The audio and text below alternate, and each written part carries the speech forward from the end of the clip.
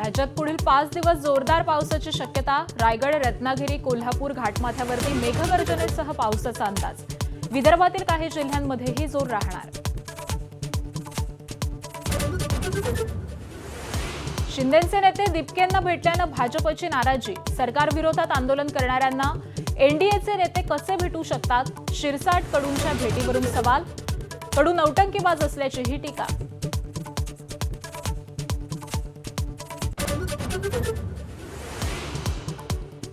एफडीएचे आयुक्त तुकाराम मुंढेंचा कारवाईचा धडाका। राज्यात 1400 ठिकाणी अन्नपदार्थांची तपासणी। 100 ठिकाणी ड्रग्सवरती कारवाई केल्याची मुंढेंची माहिती।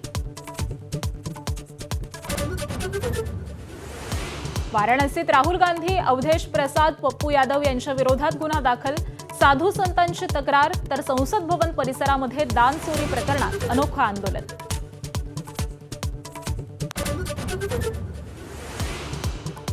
राष्ट्रकुल क्रीडा स्पर्धेत भारताची ऐतिहासिक कामगिरी।